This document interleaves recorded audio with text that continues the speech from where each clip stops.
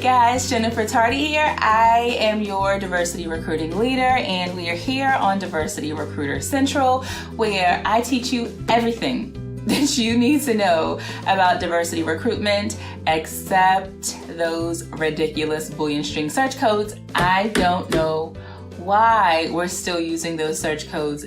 Kind of like that's all diversity recruiting is. Anyway, so that's not what you're here for.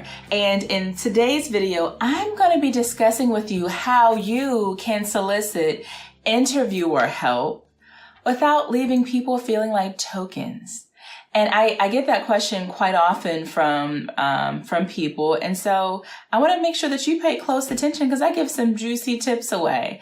And so be sure to stick through to the very end because you don't want to miss one tip. You don't. So I'll see you on the other side.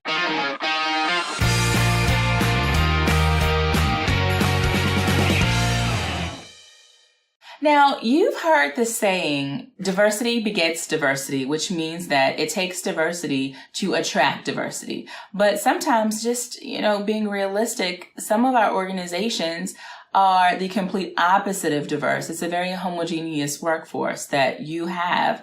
And you know that you want to do what's necessary to remain competitive, which means diversifying your workforce. And in order to do that, you're like, well, how do I do that? Where do I find the people that's going to help from an interviewing perspective? And so you begin to wonder how you can show diversity on your interviewing team without making people feel like you're singling them out. And so let me talk to you about a few tips. I don't want to waste any time. Let's get right into it. Tip 0. And so this is kind of like one of those, let's do a quick gut check tip where before you do anything, you really need to do a gut check first. Is your intent to show something that doesn't exist? If there's no diversity within your workforce currently, then do not try to act like there is. And this is a side note, especially on your website. Don't try to use stock photos showing diversity. If it's not there, it's not there just yet. But the beautiful thing is that you are working on it. And also, if you're trying to solicit interviewer help from people that have nothing to do with that position, that role, that department, they don't know anything about, the type of candidates coming in for the position, do not do it for the sake of optics. It's more preferable to not do it at all. Tokenism is never an option, and you can do without until you get to a place where you do have more diversity. And that's when the other tips really matter. Okay. Out of curiosity, before we move into the next few tips, have you ever been invited to do something for the sake of optics? I'd love to hear your story. Tell me in the comment section below. Let's get a conversation started. Tip number 1, make volunteering to be on the interviewing team or just, to help with recruitment, make it systematic. And so you can do things like embedding volunteerism into the onboarding process. And so all new employees that come into the organization, ask them if they ever want to assist in recruitment by being an ambassador. And then they would need to obviously go through an ambassador training program on what it means to represent the organization, whether it's at career fairs or whether it's during interviewing. And then you already have a list of people who are volunteering to say, hey, I'd love to be an ambassador. You already have a list of people, and then you will look on that list, find people that are associated to the position that you are trying to fill, and invite them to the table to assist whenever possible. Another note, make sure that you check out last week's video. So in this week's video, we're talking about how to not alienate other employees for interviewing opportunities. But in last week, we were talking about how to not alienate other recruiters. So if you missed that video, please be sure to go back and check out that video, okay? Tip number 2, proactively solicit volunteers in that department or on that team.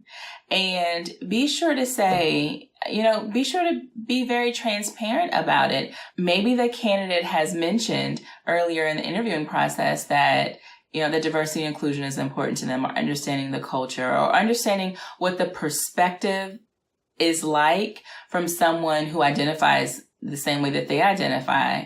then you're able to talk to the manager of that department and say, hey, here's kind of what we're up against. I'd be looking for some volunteers.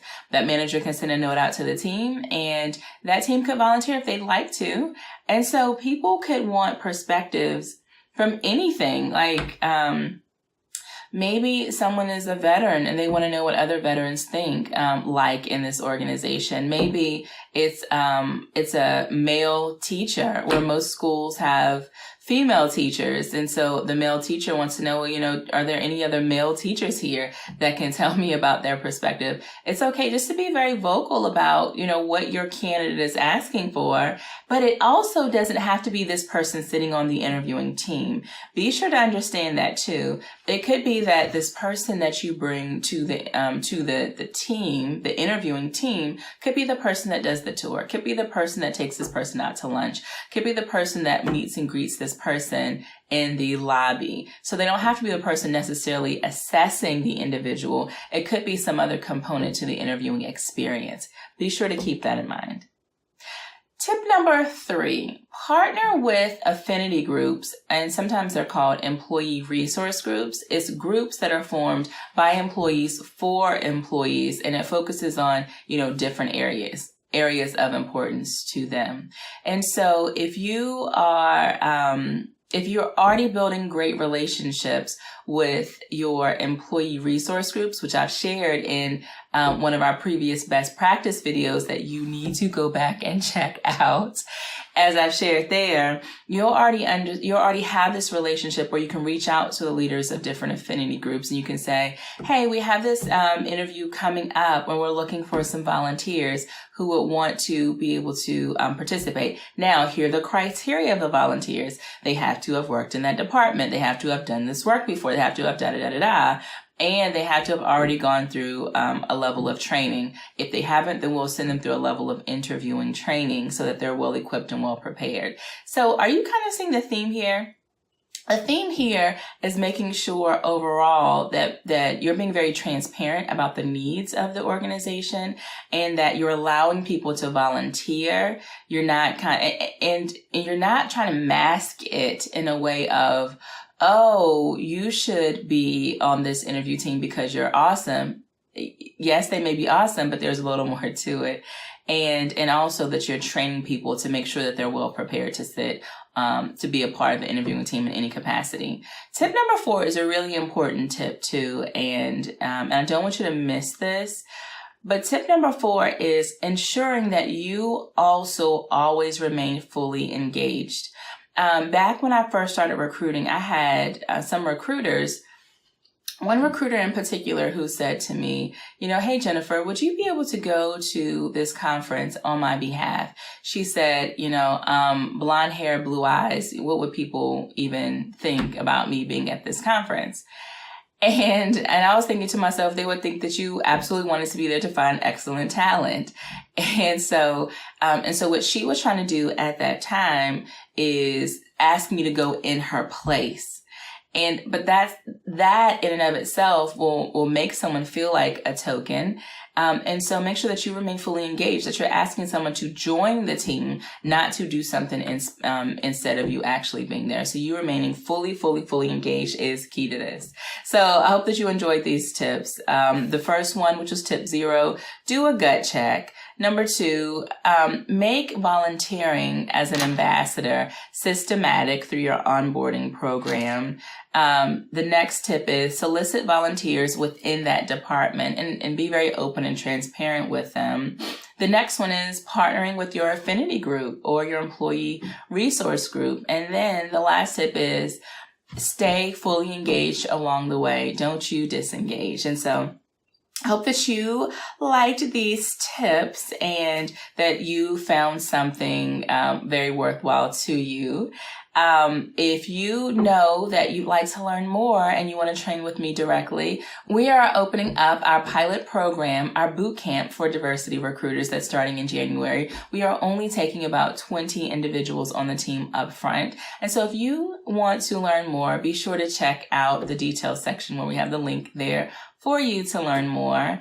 And if you're not ready yet, that is completely okay. Just take our free gift. It is the 10 innovative ways to increase workplace diversity without those ridiculous Boolean string searches. So it's a free downloadable PDF and it's all there for you.